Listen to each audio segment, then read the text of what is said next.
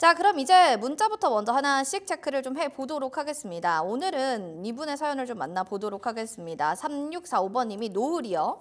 3,900원에 30% 비중을 담고 있는 종목이 되겠습니다. 라고 했는데 지금 세계 최대의 국제학술대회, 자궁경부암 진단 솔루션 이런 것들을 좀 공개하겠다라고 하면서 관련한 또 학술대회 참여도 소식들이 있는데 계속 좀 고점에 사시고 빠지는 상황이에요. N자형 파동이 밑으로 쭉쭉 빠지니까 이게 문제다 이런 생각도 드는데 저 생각해 볼수록 요즘 느끼는 건데요, 대표님. 네. 거래량 없고 소외받고 이런 종목들이 다 들어와요. 아, 네, 그러니까 수익 나서 오는 분들 많이 없거든요. 그렇죠. 노을은 지금 시장에서 핫하게 뜨지는 않잖아요. 그럼 네. 이거 잘 잡으신 건가요? 일단 노을 같은 경우에는 좀 중요한 게 한 번 이제 급등이 나오고 나서 그 상승을 반납하는 과정이거든요. 네. 그래서 노을 같은 경우에는 추세가 완전히 무너지는지를 좀 보시는 게 중요하겠고, 과연 이제 이 노을이라는 기업이 추가적인 모멘텀으로 계속 연속성을 보여줄 수 있는지를 보는 게 중요해요. 제가 여기에서는 이제 실적 기대감을 항상 이제 강조를 드리는데 노을을 한번 같이 살펴보도록 하겠습니다. 이제 노을 같은 경우에는 과거에도 한 차례 이제 급등한 적이 있었고 최근에 거래량 이제 동반하면서 올라가 줬지만 이제 하단 지지 구간을 이탈하게 되면은 저는 좀 어려울 것이라고 보고 있어요. 그래서 2,000원 구간을 이탈하게 된다라고 하면 이런 종목은 좀 정리하시는 게 좋겠다 말씀드리고요. 지금 한번 이제 재물을 보시게 되면 이 적자가 계속해서 유지되고 있는 기업입니다. 이런 기업들은 말 그대로 정말 기대감만으로 올라가고 있는 것인데 이런 종목들은 초보 투자자분들이 건드리기가 어려워요. 앞서서 말씀드렸듯이 요즘 급등락하는 그런 테마주들도 사실 수익 나면은 상관없습니다. 예, 그렇게 내가 실력이 자신 있고 수익을 실제로 꾸준히 낼 수 있고 거기에서 리스크를 내가 충분히 인지하고 있으면 문제가 안 되는데 내 거는 떨어지고 있는데 저건 올라가네. 이런 방식으로 접근하는 게 정말 위험하다라고 말씀을 드리고 싶어요.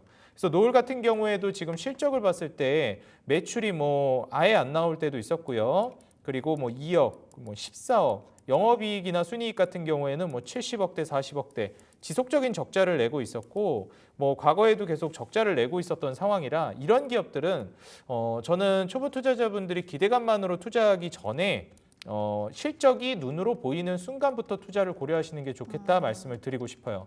지금 시가총액이 1,000억 아래이기도 하고요. 이런 기업들은 더더욱 초보 투자자분들이 매매하기 어렵습니다. 그래서 손절가 2,000원을 명확히 좀 잡고 이탈하게 되면 빨리 정리를 하는 게 좋겠고요. 이탈하지 않는다라고 했을 때는 3,250원 정도 부근까지 올라오게 되면 차근차근 정리를 해나가시는 게 좋겠다 말씀드리겠습니다. 알겠습니다. 정리의 구간으로 좀 얘기를 해주셨고 추세가 무너지는지 무너지지 않는지 체크가 좀 필요할 것 같아요. 실적 보이는 종목으로 사실 실적이 잘 나오는 종목을 가지고도 수익 내기가 현재 어렵거든요. 그런 종목을 갈아타시는 것도 좋은 방법이 될 것 같습니다. 다음으로는 5074번이네요. 삼성전자인데 78,000원에 비중이 진짜 커요. 70% 담고 있습니다. 이거는 이 종목에 완전히 걸었다 이렇게 봐도 될 것 같은데 51,100원. 그러니까 오늘 5만 원이 안 깨지는 게 지금 상황에서는 제일 급선무일 텐데 네. 이분이 이제는 물타기를 하기에도 너무 비중이 많다 보니까 이거는 그냥 진짜 기도나 기다리자 이거밖엔 전략이 없는 건지 어떻게 보세요? 일단 삼성전자부터 얘기를 할까요? 어제도 깨지고 오늘은 또 5만 원 이탈되지 않나 이런 것까지도 고려해봐야 될 상황인 것 같은데 어떻게 보시나요? 삼성전자에 대한 의견을 듣고 싶습니다. 얼마 전에 제 이제 후배가 삼성전자를 샀다고 저한테 이제 연락이 왔었어요. 그때 제가 이제 들으면서 들은 생각이 삼성전자 위험한데 지금 이미 SK하이닉스의 패권을 뺏겼기 때문에 1위를 차지하고 있던 기업이 2등 기업에게 1위를 뺏기면 사실 이 수급이라든지 물량을 엄청나죠. 네, 거의 다 뺏기게 됩니다. 1위 기업한테. 근데 지금 SK하이닉스도 쉽지 않은 상황인데 그렇죠. 지금 1위를 하다가 2등으로 내려온 기업을 산다? 주식은 기대감을 먹고 자라는데 패권을 뺏긴 기업에 투자한다? 심지어 그게 많이 빠졌다라고 투자를 고려하더라고요. 그러면서 샀다고 이 정도 빠졌으면 올라가지 않겠냐 이런 다들 식으로. 그 생각으로 사셨겠죠. 네. 네. 근데 이제 사실 그때 저도 얘기를 해주고 싶은데 이게 어떤 조언 또 주셨어요? 이미 샀으니까 또 거기서 안 좋은 소리 하기도 그렇더라고요. 그래서 지금 시청자 여러분들께는 제가 지인이 아니니까 좀 속 시원하게 말씀을 드리자면 네. 사실 삼성전자 같은 경우에는 지금 우리가 여기에서 반등을 보여준다라고 하면 종목 교체를 좀 빠르게 진행하는 게 저는 유리하다라고 생각을 하고 있고요. 반등은 물론 저는 나올 것이라고 예상되는데 일단 항상 제가 투자자분들께 말씀드리는 게 보이는 걸 믿으라고 말씀드려요. 추세가 깨졌어요. 이런 종목들은 이제 사겠다라는 사람들보다 어떻게 보면 매도하겠다라고 하는 사람들이 많다라는 거 누구도 알 수 있는 사실이죠. 최근에도 이제 추세가 추가적으로 깨지면서 그럼 이게 도대체 어디까지 떨어질 것이냐, 뭐 5만 원이 바닥이냐, 4만 원이 바닥이냐 얘기하겠지만 이번에 그 PBR 1.0 아래로 떨어지면서 삼성전자가 절대적인 가치로 볼 때도 저평가 국면에 접어들었다 이런 얘기가 이제 나오기 시작했습니다. 그러면서 반발 매수세가 나오고 있는 걸로 보여지거든요. 사실 이제 삼성전자는 진짜 그 정도 가치적으로 저평가되지 않는 이상에는 좀 올라가는 모멘텀은 어려울 거라고 보고 있고요. 그래서 삼성전자 같은 경우에는 반등이 나올 때 빨리 갈아타는 게 좋겠다. 내가 반도체를 본다라고 하면 SK하이닉스가 차라리 낫겠다 말씀을 드리고요. 지금 SK하이닉스도 오늘 빠지고 있어요. 그런데 지금 삼성전자 뭐 반대급부로 올라가고 있긴 하지만 우리가 이 장기적인 추세를 봤을 때 어떤가요? 지금 SK하이닉스 같은 경우에는 그래도 엔캐리 트레이드로 무너졌던 구간을 오늘 빠지더라도 받쳐주는데 삼성전자는 지금 이 구간을 아득히 넘어섰습니다. 그래서 저는 사실 솔직히 말씀드리면 반도체를 굳이 해야겠다라고 하면 SK하이닉스를 보시는 게 저는 좋다라고 생각이 들고요. 반도체보다는 다른 업종을 보시는 게 어떨까 이렇게 좀 조언을 드리면서 제가 계속 강조드리고 있는 것들이 제약바이오, 조선 그리고 개별주들 실적 성장주 위주로 좀 보셨으면 좋겠다 말씀드리니까요. 오늘 제가 준비해온 종목을 한번 교체 종목으로 참고를 해보시면 어떨까 말씀드리겠습니다. 이 정도까지 얘기를 했다고 하면은 삼성전자에 대해서는 말 다 한 것 같아요. 왜냐하면 반등 나올 때 빨리 갈아타자라는 얘기를 해주셨고 사실 패권 전쟁에서 졌다라는 거 사실이 굉장히 큰 리스크다라니까 늘 투자를 하실 때 1등 기업에 투자하는 것들이 지금 상황에서는 좀 좋은 것 같다라는 얘기까지 전해지는 것 같습니다. 자, 그럼 이어서 FOMC 의장님이 또 삼성전자 하니까 상속할 생각으로 사는 건 괜찮다. 뭐 이건 괜찮아요? 상속으로는 나쁘지 않나요? 상속할 생각으로 삼성전자 네. 사는 거요? 야, 정말 뭐 장기 투자가 좀 심각할 정도로 가는 건데 거기까지 생각했다면 저는 솔직히 말씀드리면 네. 제가 이제 투자하는 방향성이 그 정도까지 보지는 않아요. 그 정도까지 장투는 아니다? 아니요. 저는 애초에 이제 주식 투자를 할 때 그 정도 전망까지 보면서 가지는 않거든요. 그래서 물론 이제 삼성전자가 중간에 어떻게 되는지를 봐야 되겠지만 저는 그래도 개선되는 부분이 나올 때 투입을 해서 뭐 물려준다 이런 거를 고려해야지 지금 안 좋아지고 있고 안 좋은 상황에서 그걸 고려하신다 이거는 저는 아니라고 생각이 들어요. 그래서 저는 뭐 의견은 같습니다. 종목 교체를 조금이라도 진행하시는 게 어떨까. 반등이 나오면 이거 결국 반등 나오네 이렇게 생각하지 마시고 다행이다. 그래도 조금 종목 교체할 수 있겠다 생각하시면서 반등 저는 기술적으로 나올 거라고 보여져요. 대략 5만 5천 내지 6만 원까지 기술적 반등 나오면은 종목 교체 좀 고려해 보시기 바라겠습니다. 종목 교체 이게 뭐 상속을 한다고 해도 차라리 더 좋은 걸로 하는 게 어떠냐 이런 얘기를 우리 대표님 입장에서 하실 수 있죠. 투자 판단에 좀 도움 되셨길 바라겠고요. 우리 드가님이 아이고 내비더유 정승 갈 때 저승 갈 때 가져가게 삼성전자를 저승까지 가져간다. 야 이런 마음으로 사실은 투자해야 돼요. 마음에 드는 종목 자신 있는 종목은 끝까지 가져가는 겁니다. 다만 이게 괜찮은지를 체크를 하셔야겠죠. 자 그런 게 궁금하신 모든 분들은요 026958-9082번 전화 주시고요. 문자샵 9083 종목명 매수가 비중 남겨주시면 될 것 같습니다. 딜사이트 경제TV 지금 너튜브로도 저희가 실시간 댓글 반응으로 여러분들 받고 있거든요. 종목 사연들 댓글로도 올려주시기 바랍니다. 우리 또 암소마을님도 학생으로 너무 좋습니다. 뭐 이런 얘기 있네요. 자, 3659번님 사연 볼까요? SK네트워크스 5,130원에 50% 비중인데 이걸 어쩔까요? 사연이 왔습니다. 정보통신, 모빌리티, 글로벌 사업 등 하고 있는데 영업이익 3분기가 좋게 나왔어요.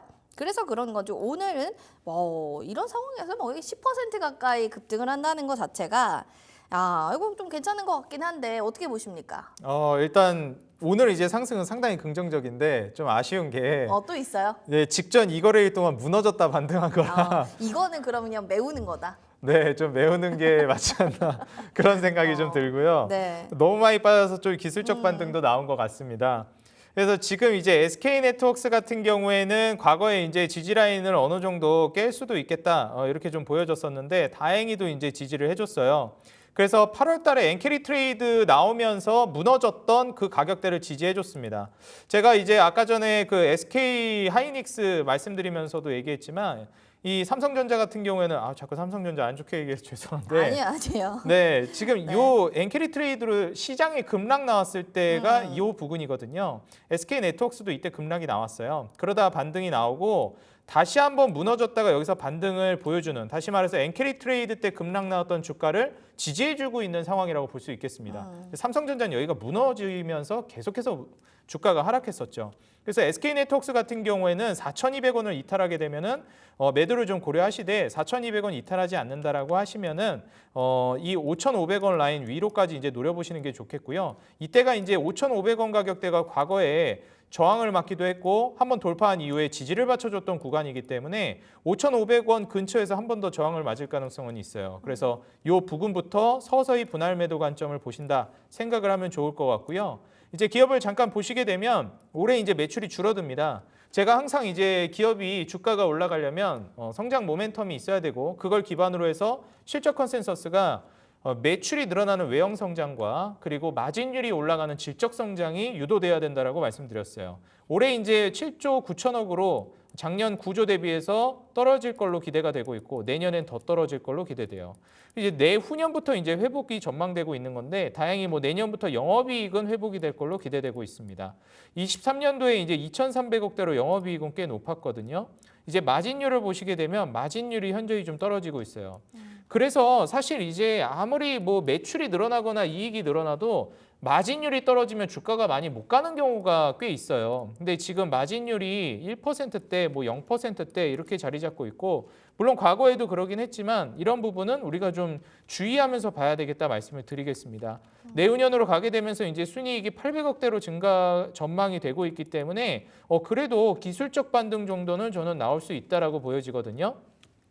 사실 SK네트워크스는 막 안 좋다기보다는 막 사고 싶을 정도로 좋진 않은데 이 정도 느낌이에요, 저에게는.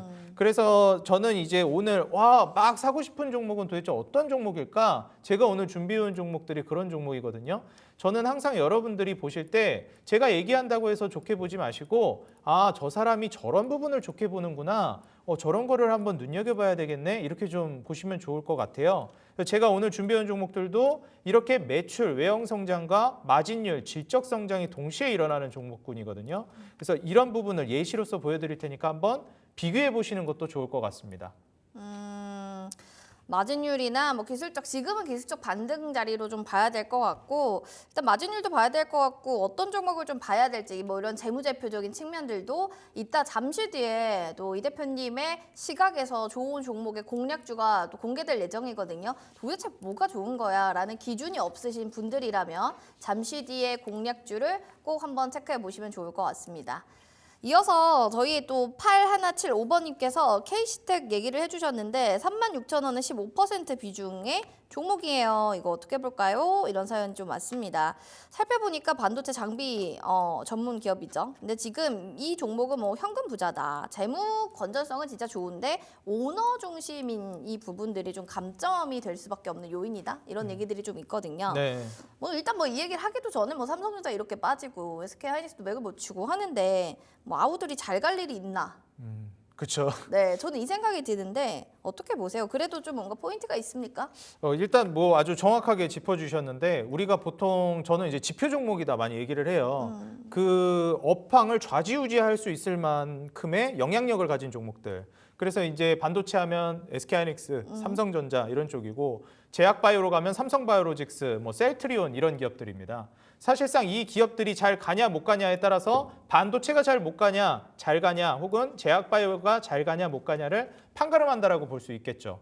뭐 사실 이제 그 시대의 대장주들은 있습니다. 제약바이오도 지금 사실 뭐 리가켄바이오나 알테오젠 뭐 유한양행 이런 종목들이 대장주로 추대받았지만 대표적으로 전통적인 이 지표 종목은 삼성바이오로직스나 뭐 셀트리온 이런 종목들이었잖아요.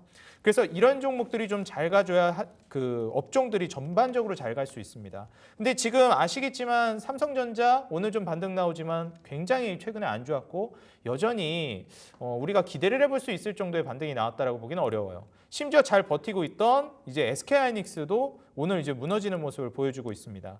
그렇기 때문에 지금 현재 이제 KC텍 같은 경우에도 어려움을 같이 겪고 있다라고 예상이 되고요. 그래서 KC텍 같은 경우에는 저는 물량을 어느 정도 정리하고 남은 잔량으로 가져가는 게 좀 중요하겠다 말씀드리는데 어느 정도 선에서 그러면 이제 정리할 거를 예상해야 되느냐? 저는 27,500원을 이탈하게 되면 일정 정도 물량은 정리하는 게 중요할 것 같아요. 과거에 이제 돌파가 나왔던 구간이거든요.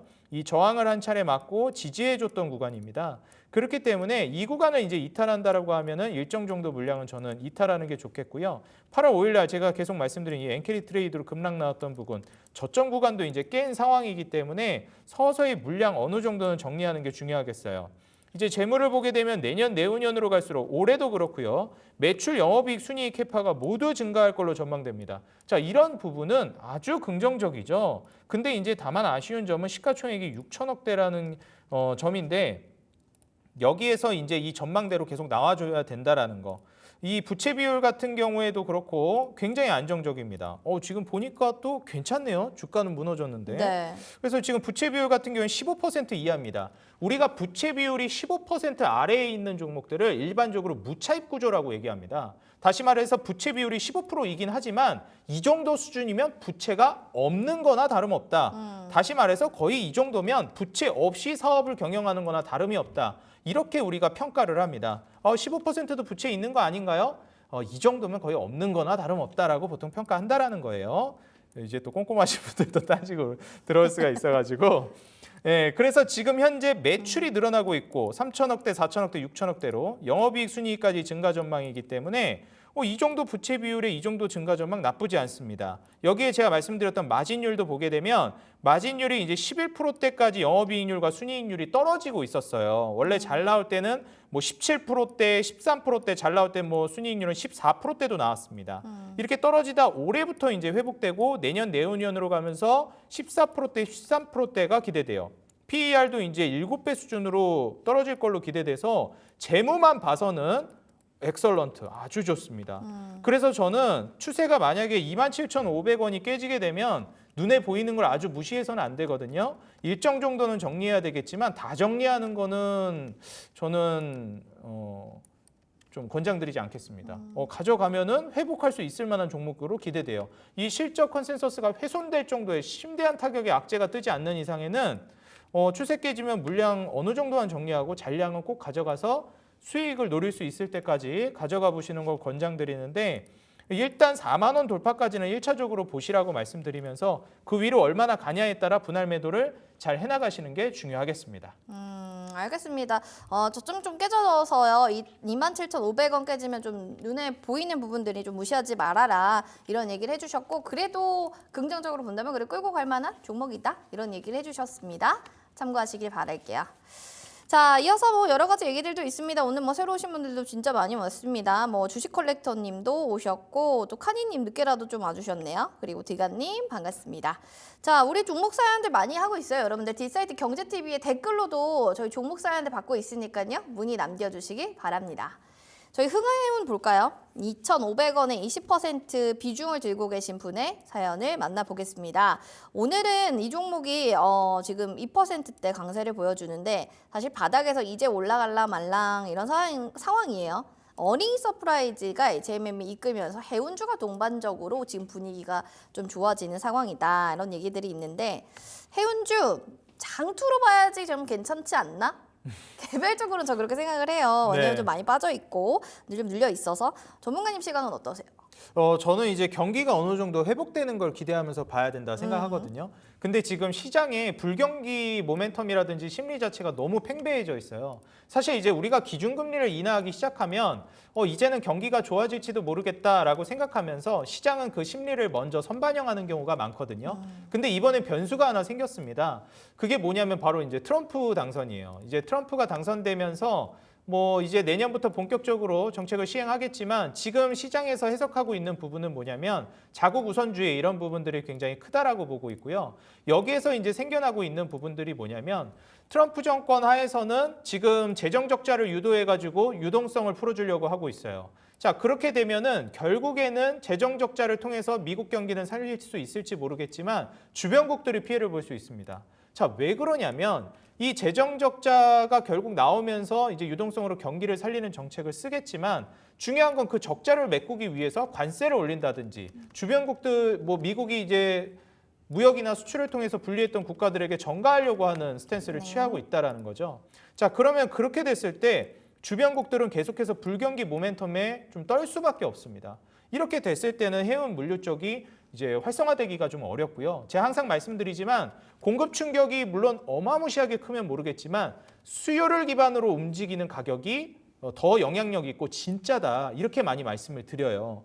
지금 실제로 해운이나 물류 쪽도 수요를 기반으로 해서 올라가 줘야 하는데 저는 아직 그 단계까지는 오지 않았다라고 보고 있거든요. 상하이 컨테이너 운임 지수도 여러분들이 계속해서 지금 이 흥하해운 보고 계시는 시청자님도 상하이 컨테이너 운임 지수를 계속 추종하면서 보시는 게 좀 중요할 것 같고 지금 최근에 좀 조정이 나오긴 했지만 고점 대비해서 이 정도도 지금 꽤 높은 수준이에요. 뭐 아시겠지만 이제 중동 전쟁이라든지 각종 지정학적 리스크 때문에 그런 것도 크죠.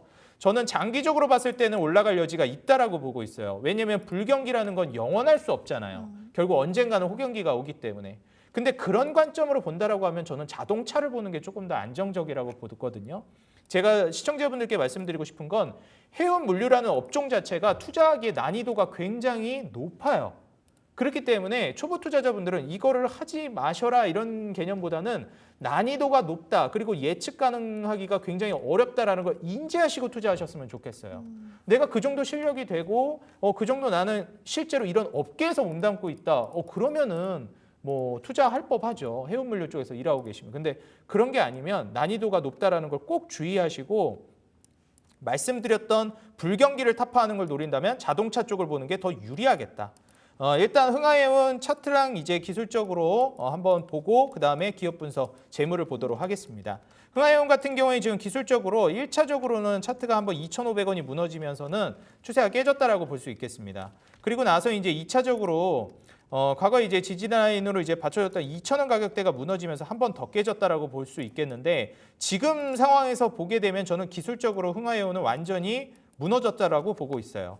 자, 그러면은 장기적으로 회복할 전망이 있을까? 뭐 작년까지는 이제 매출이 지속적으로 늘어나고 있었고 뭐 영업이익은 뭐 이제 흑자 전환을 하면서 들쭉날쭉하긴 했는데 순이익은 계속 늘어나고 있었습니다. 뭐 올해 이제 2분기 같은 경우에도 전년 동기 대비해서 나쁘지 않은 수준이에요.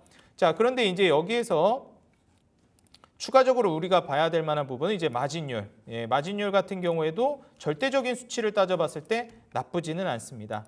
다만 이제 추후에 여러분들 이 불경기가 언제 끝날지 우리가 알 수 없기 때문에 저는 흥하해운 같은 경우에는 물량을 너무 많이 들어가셨다면 일정 정도 정리를 하고 이런 난이도가 높은 종목은 소액으로만 접근하시라 이렇게 말씀을 드리면서 지금 당장 물량을 축소하고 그리고 남은 물량으로는 지금 이제 과거 지지라인 이탈하게 되면 아주 정리를 하시는 게 좋겠어요. 1,600원 가격대를 이제 지지라인으로 잡아드리도록 하겠고요. 2,500원 위로 회복이 되면은 그때는 이제 서서히 분할 매도 관점으로 보시는 게 좋겠다 말씀드리겠습니다. 해운주가 쉬워 보이는데 되게 쉽지가 않은 종목이거든요. 그렇기 때문에 그 업에 있는 사람이거나 내가 이쪽을 진짜 잘 알지 않으면 트레이딩이 좀 쉽진 않을 거다. 들고 계신 분들이라면 조금 이해되진 않을까 싶습니다. 2,500원 위로 회복되면 분할 매도하시고 나머지 물량으로 1,600원 지지라인 받고 있는지 안 받고 있는지 이런 부분까지도 확인을 해주셔야겠습니다. 자, 해운주에 대한 투자 얘기를 했는데 이어서 이 종목을 보면 또 많은 분들이 좀 궁금하실 것 같아요. 전화 사연으로 저희 받아보겠습니다. 시청자님 안녕하세요. 네, 안녕하세요. 네, 반갑습니다. 자, 오늘 주식여행 어떻게 알고 전화 주셨어요? 자주 애청하는 프로였는데 네. 제가 좀 종목을 좀 물려가지고 이렇게 전화 사연을 용기 내서 하게 됐습니다. 용기 내서 전해주셔서 너무 감사드리고요. 어떤 종목 궁금하신가요? 네, 갤럭시아 머니트리입니다. 갤럭시아 머니트리입니다. 평단가 비중 알려주세요. 네, 1,500원에 비중이 30%입니다. 네, 이게 며칠 전에 월요일 날 들어가셨어요? 네, 월요일 날 이제 올라가길래 따라 들어갔다가 그쵸, 불타기 하신 것 같네요. 네, 그때 화요일 물리신 날 거죠? 바짝 오를 때 못 팔고 나와가지고 지금 이렇게 음. 떨어졌는데 네, 지금 걱정입니다. 알겠습니다. 혹시 이 종목을 사셨다면 실례되지 않다면 하나 여쭤볼게요. 비트코인도 투자하셨어요? 아니요, 그냥 코인은 해본 적이 없는데 이제 네. 코인 소식 듣고 이제 이렇게 혹해서 이제 따라 샀는데 네, 알겠습니다. 그렇습니다. 더 이상 말을 하실 수 없는 상황인 거를 제가 감안해서 바로 또 여쭤보도록 할게요. 불장이 그냥 불장이 아니에요. 비트코인 지금 시장이 너무 활성화되어 있고 STO 생태계 확장으로 또 갤럭시와 머니트리도 그 관련주로 엮이면서 잘 갔는데 월요일 대비로 쫘자작 지금 빠지고 있는 상황이니까요. 네. 아쉬우실 것 같아요. 월요일에 들어가셨거든요. 네. 가장 분위기 좋을 때. 사실 이제 뭐 재무나 이런 거를 보시고 들어갔다라고 생각이 들진 않아요. 그럼요. 왜냐면은 단기로 보신 거니까. 네네. 네. 그리고 이제 아무래도 이제 비트코인 테마를 보셨던 것 같습니다. 그래서 시청자님 같은 경우에 가장 궁금한 게 저는 비트코인 테마가 더 지속이 될 것인가 여기에 대해서 좀 궁금하실 것 같은데 저는 좀 당분간은 지속되지 않을까 생각을 합니다. 다만 이제 비트코인 테마라고 하면 뭐 실제로 이제 비트코인에 투자하는 게 아니기 때문에 아무래도 등락폭 자체가 굉장히 클 거예요. 그래서 난이도가 좀 높은 종목이니까 갤럭시 하모니트리라든지 이런 비트코인 관련된 테마 종목들은 저는 좀 소액으로 진행하시는 게 좋을 것 같습니다. 제가 방송 초반에도 말씀드렸는데 최근에 이제 급등락을 반복하면서 투자자분들이 뛰어들게끔 유도하는 종목들이 있단 말이에요. 지금 비트코인 관련주들도 저는 그렇다라고 생각을 하고요. 이런 종목들은 제가 아예 하지 마시라 이렇게까지 말씀 안 드리겠는데 하신다면 좀 소액으로 하시는 게 어떨까 말씀드립니다. 자, 그렇다면 이제 회복 가능성이 있느냐? 저는 있다라고 보는데 그 이유 중에 하나가 일단 트럼프가 이제 비트코인 대통령 자기 이제 키워드를 그렇게 맞춰 나갔어요. 그런데 이제 우리가 트럼프 그 말이 얼마나 영향력이 있을까도 좀 생각을 해봐야 되는데 트럼프 1기 때랑 트럼프 2기 때가 굉장히 좀 다른 점이 있습니다. 이제 트럼프 1기 때는 트럼프 힘이 그다지 크지가 않았어요. 뭐 제대로 이제 공화당 비롯해가지고 상하원을 확 장악했다라고 보기 어렵거든요. 근데 트럼프 2기 들어서면서는 트럼프 힘이 정말 막강해졌습니다. 지금 레드 스윕이라고 부르고 있죠. 상하원을 모조리 장악하고 지금 이제 뭐 사법부까지 다 장악하는 거 아니냐 이런 얘기까지 나오고 있습니다. 심지어 자기를 이제 지지하고 돈을 댔던 일론 머스크를 딱 그냥 지금 바로 중요 요직에다 이제 앉히는 것부터가 굉장히 이제 파워를 자랑하고 있고 이제는 트럼프 1기 때는 사실 정말 괴짜가 나타났다 정도 수준이었다면 지금 트럼프 2기는 트럼프 시대가 왔다라고 평가할 정도입니다. 맞아요. 그리고 중요한 거를 하나 더 말씀드리자면 비트코인에 관해서 과거 트럼프 1기 행정부 시절이나 그 이전에 트럼프는 비트코인을 굉장히 부정적으로 얘기했어요. 그 이유 중에 하나가 미국인들이 비트코인을 그다지 많이 가지고 있지 않았습니다. 근데 지금 중국이 많이 갖고 있었나요? 그렇죠. 그렇죠. 그러면 그걸 좋게 얘기해서는 안 되거든요. 국부 유출 문제도 있을 수 있고. 근데 지금은 미국인들의 대다수가 비트코인을 투자하고 있고 비트코인의 정말 많은 비중이 미국에 지금 투자되고 있습니다. 그렇기 때문에 트럼프가 이제 비트코인에 대해서 완전히 우호적으로 바뀌어버린 거예요. 왜냐하면 자국의 이득이 되니까. 그래서 이제 미국이 비트코인을 제도권으로 올려놓을 생각도 가지고 있고 비트코인의 가장 중요한 부분 중에 하나가 바로 공신력입니다. 얼마나 이 부분을 공신력 있게 시장에서 인정해 주느냐인데 미국 대통령 심지어 엄청난 영향력을 발휘하는 트럼프가 이걸 인정하기 시작했고 강력하게 밀어붙이기 시작했어요. 지금 트럼프가 밀어주는 일론 머스크도 어떤 사람이죠? 코인 좋아하는 사람이죠. 도지코인 얘기하면서. 네. 그래서 저는 이번 트럼프 정권 들어서면서 비트코인이 정말 또 다른 양상을 보여주지 않을까 생각을 하고 있습니다. 물론 뭐 기술적으로 무너졌다 갈 수도 있고 여러 가지가 있겠지만 장기적인 안목으로 봤을 때 지금 흐름은 저는 트럼프 정권 하에서 유지가 되지 않을까 생각을 해요. 그래서 소액 정도로는 투자해볼 만하다라고 조언을 드리겠지만 과감한 투자는 좀 지양하시는 게 어떨까 말씀드리면서 기술적으로만 하단과 이제 상단을 좀 잡아드리도록 하겠습니다. 만약에 비중이 많다면 당장 좀 줄이시는 걸 권장드리겠고요. 하단 라인은 이제 7,000원 그리고 이제 상단 라인은 정고점 근처에 이제 13,000원 근처까지 보시라 말씀드리는데 이렇게 말씀드리는 이유는 테마 종목은 원래 이렇게 등락폭이 크기 때문에 목표가도 높게 잡아야 되고 애초에 적은 비중으로 하이 리스크 하이 리턴을 노려야 됩니다. 그래서 저는 갤럭시와 머니트리는 이런 식으로 한번 접근을 해보시는 게 어떨까 말씀드리면서 하단 상단 좀 잡아드리도록 하겠습니다. 하단에 상단을 좀 보시면서 보수적으로 보셔야 될 것 같아요. 시청자님 들으시면서 네. 어떤 생각 좀 드셨어요? 정확하게 제 마음을 읽어주신 것 같습니다. 딱 이제 올라타는 그 유도에 제가 낚여서 올라탔는데 네, 명심하겠습니다. 알겠습니다. 명심 좀 해보시고 그리고도 좀 고민되시면 언제든지 저희한테 전화 주시기 바랍니다. 네, 감사합니다. 네, 커피 쿠폰 선물로 드릴게요. 오후 2시 070 전화 받아주시기 바랍니다. 요즘에 뭐 코인 아니면 관련주 안 하는 사람이 오히려 바보다 할 정도로 너나 할 것 없이 너 하고 있어? 다 물어보니까 그래서 들어가신 것 같아요, 사실. 그쵸? 그리고 지금 아까 도지코인 얘기해 주셨는데 도지코인 거래대금 구조래요. 그러니까 코스닥보다도 넘어선 거예요, 이제는. 네, 그렇죠. 네, 이런 상황이면은 야, 이거 국내 시장 어떻게 해야 되나 싶은데 업비트 컨퍼런스가 14일에 오늘 또 개막을 했는데요. 이러면 또 관련한 종목들의 또 훈풍도 이어질 수도 있는데 이것도 좀 짧은 테마로 다 보시나요?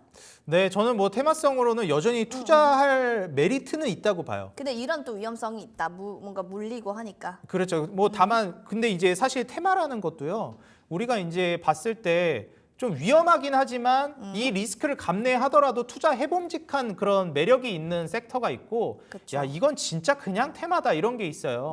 근데 비트코인은 제가 설명드렸듯이 제가 또 모르는 분야는 어떨지 모르겠지만 제가 아는 한에서는 비트코인 테마는 투자 해봄직은하다 이렇게 저는 생각을 하거든요. 왜냐하면 뭐 앞서 설명드렸던 그 내용들을 기반으로 했을 때, 그래서 이 트럼프 정권 하에서 비트코인 테마는 지속성이 좀 있을 가능성이 있고 좀 파워가 셀 가능성이 있다라고 생각이 들어서 내가 하이 리스크라는 거를 인지하고 소액으로만 접근해 보겠다라고 하면 괜찮다. 네, 한번 고려는 해볼 수 있다. 물론 제 스타일은 아닙니다. 솔직히 말씀드리면. 맞아요. 근데 고려해서도 안 되는 테마들은 있거든요. 근데 이건 좀 고려해 볼 만하다. 그렇죠. 알겠습니다.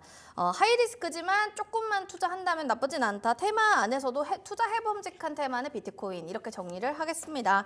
많은 분들이 뭐 비트코인 2억 가자 뭐 이러고 있는데 다 들고 계신가 봐요. 다음으로 8579번님이 MH 에탄올입니다. 6,200원에 35% 비중 담고 있어요 라는 사연을 해주셨는데 이게요 사실 코로나 때 또 반짝 또 좋았던 종목 중 하나입니다. 근데 오늘 뭐 일봉 차트 최근 걸 보더라도 야, 이 종목이 이제는 기사회생할 수 있는 모멘텀은 있는 거야? 라는 좀 생각이 드는 상황인 것 같습니다.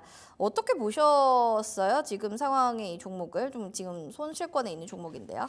네, 일단 제가 굉장히 그 우려하고 있는 부분들이 많이 응축된 종목이라고 볼 수 있을 것 같아요. 대표적인 게 이 MH 에탄올인가요? 네, 맞습니다. 일단 저는 상장한 지 오래된 기업들이 장단점이 있고 신규 상장한 종목들의 장단점이 있거든요. 상장한 지 오래된 기업들 같은 경우에는 장점이라고 본다면은 좀 안정감이 있다. 업력이 길기 때문에. 다만 이제 단점이라고 하면 우리가 기대할 수 있을 만한 모멘텀이 굉장히 좀 떨어진다라고 볼 수 있겠습니다. 신규 상장주는 좀 반대라고 보시면 될 것 같아요. 기대할 수 있을 만한 성장 모멘텀은 굉장히 많은데 사실상 좀 안정성이 떨어진다라고 보시는 게 맞을 것 같습니다. 변동성이 신규 상장주는 크기 때문에 하이 리스크, 하이 리턴인 거거든요. 근데 지금 현재 이 MH 에탄올 같은 경우에는 단점만 가져갔습니다. 업력이 긴데 변동성은 큽니다. 심지어 그 변동성이 하방 변동성이 커요. 추세는 완전히 무너졌고요. 저는 이런 종목 같은 경우에는 당장 물량을 반 이상 줄여놓고 잔량으로 회복되는 거를 기대해야지 여기서 마냥 올라갈 거를 기대하면서 가는 건 너무 위험하다라고 생각됩니다. 그래서 저는 이제 지지라인을 잡아드리지만 물량을 당장 어느 정도는 줄이는 게 좀 중요하겠다 말씀드리고 싶어요. 과거에 이제 이 월봉상으로 차트를 보여드리고 있는데 역사적으로 이제 저항을 맞았던 자리 그리고 지지를 받았던 구간대가 4,350원 부근 가격대입니다. 그래서 4,350원을 이탈하게 되면은 완전 추세가 더 무너질 가능성이 있어서 4,350원이 무너지게 되면 완전 정리를 하시는 게 좋겠고 그게 이제 아니라고 하면 잔량으로 반등을 좀 노려보시는 게 좋겠습니다. 1차적으로 이제 한 8,000원 부근까지는 이제 상방을 한번 잡아보시는 게 좋겠고요. 거듭 말씀드리지만 당장 일정 정도 물량은 저는 정리하시는 게 중요할 것 같아요. 업력이 오래됐는데 지금 주가가 무너지면서 시총이 지금 500억도 안 되는 수준으로 떨어졌습니다. 그렇다고 뭐 적자 내고 있는 기업은 아니긴 한데 뭐 이번 2분기는 이제 흑자가 나오긴 했죠. 전년 동기 대비해서도 이제 순이익이 줄어드는 모습을 보여줬어요. 이런 부분들을 좀 고려해 봤을 때는 상당히 좀 리스크가 있다 좀 이렇게 말씀을 드리면서 가격 전략 참고해 보시기 바라겠습니다. 잔량으로 반등 노려보시고 8,000원 부근 상방을 좀 보시면서 리스크는 좀 어느 정도 있을 거예요. 왜냐면 여러 가지들의 좀 보수적인 부분들이 있다고 하니까 이것도 확인을 하셔야 될 것 같습니다. 종목 상담 좀 빠르게 계속 달려왔는데요. 저희가 내일도 12시에 또 여러분들의 종목 사연들 받을 예정이니까 오늘 못 받았어요 하시는 분들 걱정하지 마시고 내일도 연락 주시기 바랍니다.